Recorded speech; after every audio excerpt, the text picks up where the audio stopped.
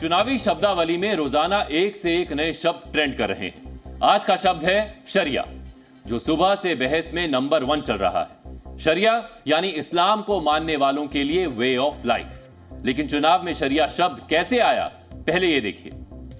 इसे लेकर आए देश के गृह मंत्री अमित शाह तीसरे चरण के चुनाव प्रचार के लिए आज मध्य प्रदेश में थे। कांग्रेस और उसके घोषणा पत्र को लेकर बहुत गुस्से में थे।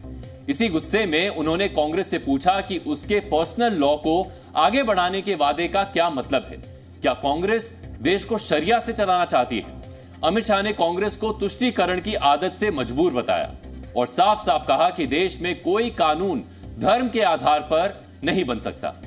बीजेपी तीसरी बार सत्ता में आएगी तो समान नागरिक संहिता यानी यूसीसी जरूर लेकर आएगी। देश में एक समान कानून ही चलेगा। पहले गृह मंत्री का पूरा बयान सुने, उसके बाद विश्लेषण की शुरुआत करते हैं। कांग्रेस ने अपने घोषणा पत्र में अपीसमेंट की उनकी पुरानी आदत को फिर से एक बार रिपीट किया है। कांग्रेस के घोषणा पत्र में पर्सनल लॉ को हम आगे बढ़ाएंगे, ये बात की है। मैं राहुल गांधी जी को पूछना चाहता हूं, पर्सनल लॉ को आप आगे बढ़ाएंगे तो क्या ये देश अब शरिया के आधार पर चलेगा? किस प्रकार का पंथ निरपेक्ष संविधान आप इस देश में चाहते हैं? बहुत जरूरी है कि शरिया पर बात करने से पहले आपको यह बता दें कि शरिया है क्या। अरबी में शरिया का अर्थ है रास्ता। शरिया इस्लामिक जीवन जीने की एक शैली है। शरिया इस्लामिक कानून नहीं है बल्कि सिद्धांत है। शरिया कुरान, सुन्नत और हदीस की एक व्याख्या है। इसे इस्लामी जीवन का कोड ऑफ कंडक्ट मान सकते हैं। शरिया में 2 दंड संहिता भी है। इन्हें हद और ताजीर कहते हैं। दरअसल इस्लामी सिद्धांतों के 5 अलग अलग स्कूल्स हैं। इनमें 4 सुन्नी स्कूल हैं, हनबली, मलिकी, शफी और हनफी, और 5वां शिया स्कूल है, जाफरी। इस्लामिक रूल पर इन 5 के अपने अपने सिलेबस हैं। इस्लाम में क्या सही है और क्या गलत है, इसे ये अपनी समझ से एक्सप्लेन करते हैं।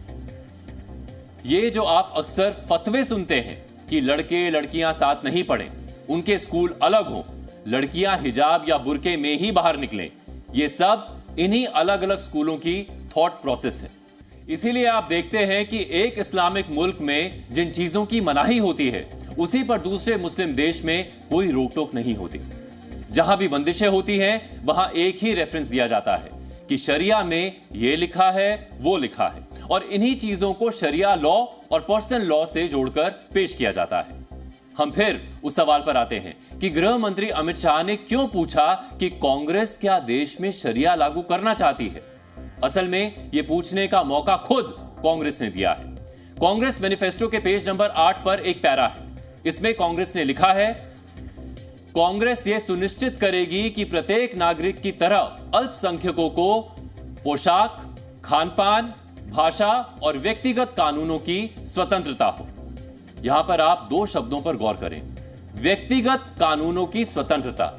तो क्या इसे पर्सनल लॉ की स्वतंत्रता ना माना जाए, जिसका आधार ही शरिया है? दूसरा शब्द है पोशाक की स्वतंत्रता।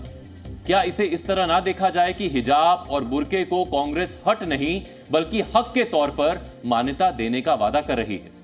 बीजेपी जिस विचारधारा से आती है, उसके 3 ही प्रमुख वचन थे, राम मंदिर, धारा 370 हटाना और यूसीसी यानी समान नागरिक संहिता लागू करना। इनमें से 2 वचन पूरे हो चुके हैं और तीसरे यानी यूसीसी पर बीजेपी का वादा है कि सत्ता की हैट्रिक लगाते ही उसे भी पूरा करेगी। एक देश एक विधान की दिशा में वो किस्तों में काम शुरू भी कर चुकी है। कुछ उदाहरण देखिए। उत्तराखंड में यूसीसी मॉडल लागू करना, ट्रिपल तलाक के खिलाफ कानून बनाना, असम में मुस्लिम मैरिज एंड तलाक एक्ट खत्म करना, संस्थानों में हिजाब पर प्रतिबंध लगाना, मदरसों को सामान्य स्कूलों में बदलना। यह सब सैंपल है कि देश में धर्म के नाम पर पर्सनल लॉ के लिए अब कोई स्पेस नहीं है। अधिकार बराबर है तो कानून भी एक समान होगा, उसमें कोई मजहबी डिस्काउंट नहीं होगा। इसीलिए जब कांग्रेस पर्सनल लॉ को प्रोटेक्शन देने का वादा करती है, तो इस पर्सनल लॉ को रोकने वाले कानून को ही रद्द करने का वादा करती है। तो सवाल उठते हैं कि कहीं ये जिन्ना का एजेंडा थोपने की कोशिश तो नहीं है? आप कुछ दिनों से सुन रहे होंगे कि प्रधानमंत्री नरेंद्र मोदी कांग्रेस के घोषणा पत्र को लगातार मुस्लिम लीग का मैनिफेस्टो बता रहे हैं। कांग्रेस की सोच को मोहम्मद अली जिन्ना की विभाजनकारी सोच जैसा बता रहे हैं। एक बार प्रधानमंत्री का ये बयान सुने। कांग्रेस की मुस्लिम लीगी सोच को देश के सामने रखना चाहता हूं। ये कांग्रेस का मैनिफेस्टो पर मुस्लिम लीग की छाप है। अब आपको जानना चाहिए कि कांग्रेस के मैनिफेस्टो के वो कौन से हिस्से हैं जिनकी वजह से प्रधानमंत्री मोदी उस पर मुस्लिम लीग की छाप बता रहे हैं। चुनाव से कई दिनों पहले कांग्रेस ने एक नारा दिया था, जिसकी जितनी हिस्सेदारी उसकी उतनी भागीदारी। राहुल गांधी के मुंह से यह नारा आपने कई बार सुना होगा। कांग्रेस के घोषणा पत्र में इसी हिस्सेदारी वाली बात को अलग अलग बिंदुओं में समझाया गया है। अगर कांग्रेस के नारों और चुनावी वादों को जोड़ा जाए तो जो क्रम बनता है वो कुछ ऐसा दिखता है। बहुसंख्यकवाद की देश में कोई जगह नहीं है। कांग्रेस आई तो पर्सनल लॉ को संरक्षण देगी। कांग्रेस की नजर में मुसलमान कमजोर वर्ग है। कांग्रेस का विचार संपत्ति का समान बंटवारा है। कांग्रेस की सोच जितनी संख्या उतना हिस्सा है। आप इसे संयोग कह सकते हैं कि भारत विभाजन की जड़ में, उसके मूल में मोहम्मद अली जिन्ना के जो 14 सूत्र थे, उनमें से भी कई सूत्र इसी हिस्सेदारी के सिद्धांत पर थे। 1928 में मोहम्मद अली जिन्ना ने ये 14 सूत्र मोतीलाल नेहरू कमेटी में रखे थे। इसमें वही हिस्सेदारी वाला तत्व था जो बाद में देश के बंटवारे का आधार बना। कांग्रेस और नेहरू कमेटी ने जिन्ना के 14 सूत्र सिरे से खारिज कर दिए। जवाहरलाल नेहरू ने तो इन्हें फनी आइडियाज तक कहा। लेकिन 1929 में मुस्लिम लीग का दिल्ली अधिवेशन हुआ तो जिन्ना के ये 14 सूत्र सिर माथे पर रखे गए और फिर यही 14 सूत्र ऑल इंडिया मुस्लिम लीग का घोषणा पत्र बन गए। आपको बताते हैं उन 14 सूत्रों में क्या था।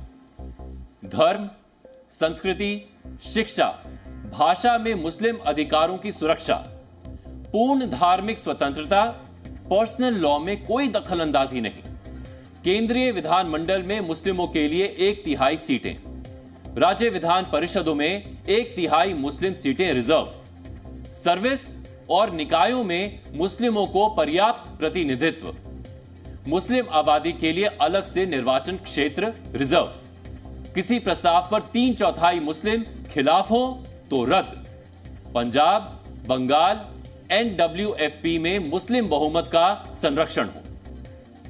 आपने देखा जिन्ना के हर सूत्र का सार था हिस्सा। नेहरू कमेटी ने जब जिन्ना के ये सूत्र ठुकराए तो जानते हैं उस रिपोर्ट को मुस्लिम लीग ने क्या कहा था? उसे कहा था मुसलमानों का डेथ वारंट। रिपोर्ट को नहीं माना और आखिर देश को बांट दिया। तो शरिया और पर्सनल लॉ से लेकर कांग्रेस मैनिफेस्टो और जिन्ना के 14 सूत्रों तक ये पूरा क्रम आपने देखा। कहीं ना कहीं इन्हें ही जोड़कर आज गृह मंत्री अमित शाह ने पूछा कि क्या कांग्रेस भारत में शरिया लागू करना चाहती है? अब कांग्रेस पार्टी और उसके विपक्षी साथियों को सुने कि इस आरोप पर उनका क्या कहना है। कांग्रेस पार्टी का यह कहना है कि जो रिलीजियस लॉज होते हैं या जो पर्सनल लॉज होते हैं उसमें सुधार या संशोधन रिलीजन के अंदर से आने चाहिए। अमित शाह जी वही काम कर रहे हैं जो नरेंद्र मोदी जी कर रहे हैं, वही काम कर रहे हैं जो आरएसएस करती है, वही काम कर रहे हैं जो जेपी नड्डा जी कर रहे हैं। क्या कर रहे हैं? अमित शाह जी कोरा सफेद सपाट झूठ बिना पलक झपकाए बोल रहे हैं। चुनाव प्रचार में हर दिन कोई ना कोई ऐसा शब्द उछलता है जो ट्रेंडिंग कीवर्ड बन जाता है। आज का कीवर्ड था शरिया, जिसके पॉलिटिकल मायनों को हमने डिकोड करके आपको दिखाया। अब हम आपको आज के कुछ और ट्रेंडिंग चुनावी बयान सुनवाते हैं। आप सुनिए और देखिए कि उसमें से आपको कौन सा चुनावी कीवर्ड मिल सकता है। आप इतना प्यार दे रहे हैं, इतना प्यार दे रहे हैं, ऐसा लगता है या तो पिछले जन्म में मैं बंगाल में पैदा हुआ था या तो अगले जन्म में बंगाल की किसी मां के गोद से पैदा होने वाला हूं। आप प्रधानमंत्री के भाषण देखते हो, घबराए हुए हैं, शायद कुछ ही दिनों में स्टेज पे आंसू निकल आए। 24 घंटा आपका ध्यान इधर उधर करते रहते हैं।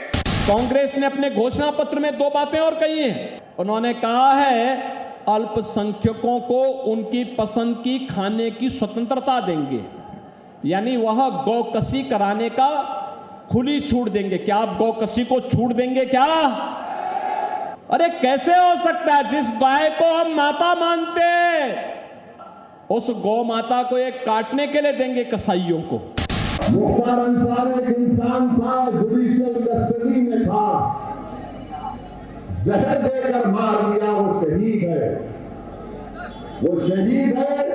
और शहीदों के बारे में कहा गया कि उनको मुर्दा कभी मत कहो, जिंदा है, उनको विदा मिलती है।